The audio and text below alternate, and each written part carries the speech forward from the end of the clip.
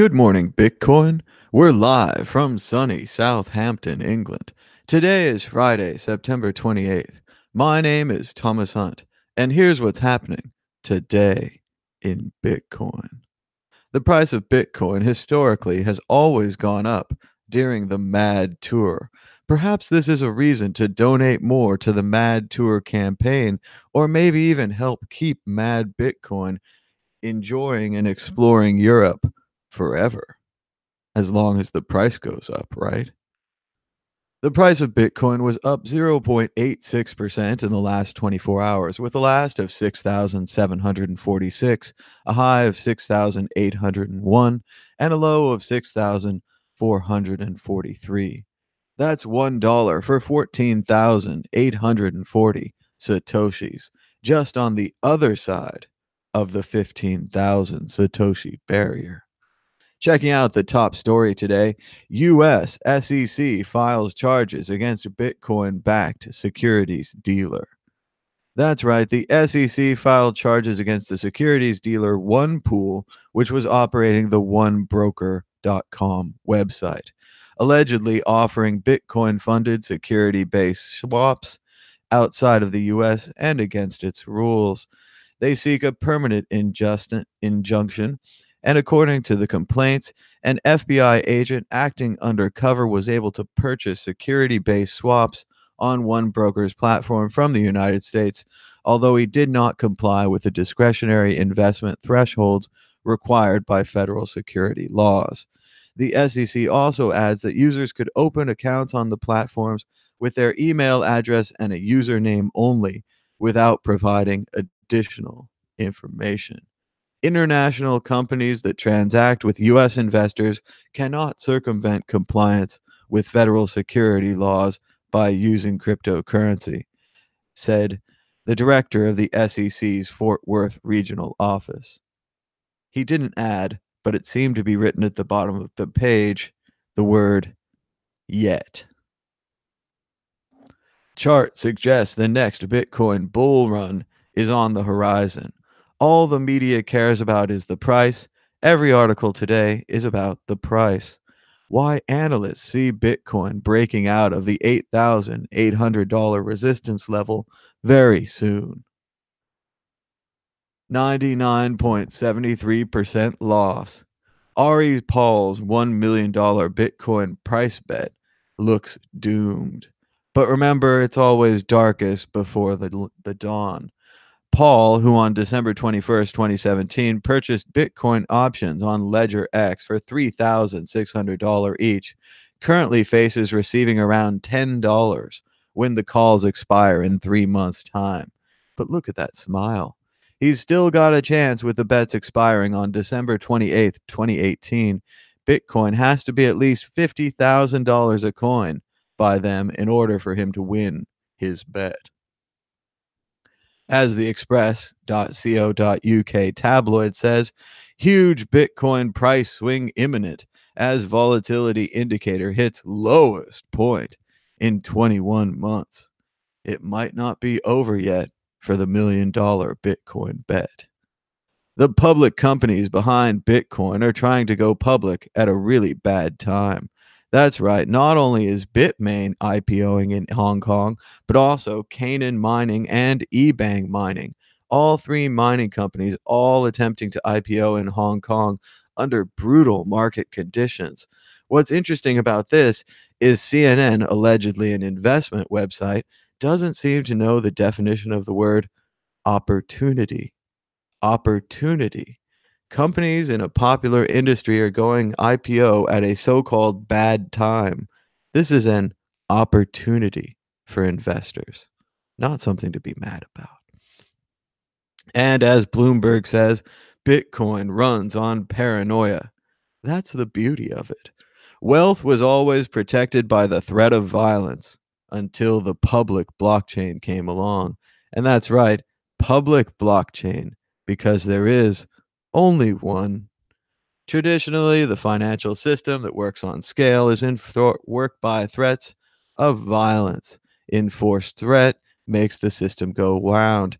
As an IRS scammer from Mumbai, India said, I think in America, they're actually really afraid of their government. In India, people are not afraid of the police. If anyone wants to come and arrest, they say, come and arrest. It's easy to get out of anything. But in America, they're afraid. We just need to tell them, you are messing with the federal government. And that's all. It works for scammers and it works for the government. But until Bitcoin, there was always violence in the financial system. With public blockchains, you mean the blockchain, designed to support a global financial system without the need for violence or threats. Rules aren't enforced under duress, but by consensus between computers all over the world. There's no way to add exceptions or conditions without the approval of every computer in the network. Well, isn't that something? It is actually quite something. Of course, the humans can still be coerced by violence. Some might consider this a flaw, but in Bitcoin, the US can't leverage its banking laws to advance foreign policy. Participants in sanctioned countries, see Iran, North Korea, are unlikely to enforce sanctions against themselves. It's also a feature. Decentralized jurisdiction has allowed Bitcoin to endure where previous attempts at privately issued digital money were quashed. Bitcoin's value comes from its resistance to human arbitration. That's right. The value of Bitcoin is in its censorship resistance, in its ability to be sent and used as currency, regardless of the choices of governments or local laws. That's what we've been saying for years. It's wonderful to see Bloomberg, at least Bloomberg Opinion, wake up to this. Maybe later they can publish it in their other journal, Bloomberg Fact. The price of Bitcoin is up to $6,743.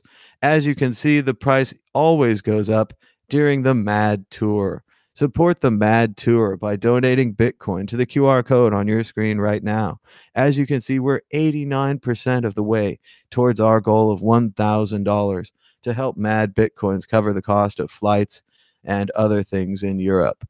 Thank you so much for your support. We'd like to thank our most recent donor, 0.000770056. Thanks so much to your support. We've received more than 22 donations, showing this to be a real distributed fundraiser. And it's also decentralized. Support Tallycoin at tallyco.in, where you can create your own Bitcoin fundraiser. All you need is a Bitcoin address, a goal, and something positive that you want to raise money for. Maybe you need a new guitar or a mixing board or a webcam or a microphone, something good that will help you make better art. Earn your money today on Tallycoin. There are no fees. Just bring your own Bitcoin address. If you like Tallycoin, you can always donate to the Tallycoin fundraiser for Tallycoin to help them run their servers and pay for the cost of developing this amazing free website. I told you so. Opinion from CoinDesk. It remains to be proven if permissioned blockchains provide a real business benefit at all. Take it from one who used to advise banks on them. Well, we don't have to take it from you. In the Bitcoin space, we've been talking about the non-value of so-called permissioned blockchains, aka worthless blockchains, for years now, since the great blockchain bust of 2014. Remember that a blockchain is a specific instrument designed to be used with a digital currency. The only truth that the Bitcoin blockchain shows is how many Bitcoins you own. This is actual and verifiable truth. When you say to someone, these diamonds are clean because they're in a blockchain, you don't understand how the blockchain works. You can lie to the blockchain, and the blockchain will always deliver that lie. It again depends on the person who's verifying the status of the diamonds, a human element completely out of blockchain control. All the blockchain really is a very difficult to use and complex database that's only good for digital currency applications. A bunch of businessmen who want more money for their IT budgets have hyped this blockchain nonsense and are spreading it all over the globe. When it collapses, it will be seen as one of the massive, unexplainable fads in human history. Why did they believe in this? Well, because the guy next to them believed in this, and because they got 10 times their IT budget when they could have just installed a distributed, normal, relational database. That's right. The word you're looking for is database, not blockchain. Thank you for playing. And we had a poll yesterday. Does Bitcoin need a new Bitcoin Foundation? We asked the B Foundation, the No Foundation, the BS Foundation, and of course, the original Bitcoin Foundation. The people said no. They said 72% no, with more than 357 voters. That's right. If you're in charge of the new B Foundation, you need to think very carefully about what you're doing when 72% of a random not scientific poll reports this result. Naturally, if you were over at one of the other .com websites that supports their own goals, you'd be thinking, maybe next time we need to astroturf this poll, buy a bunch of people to vote. And once again, that's why we shouldn't give you money.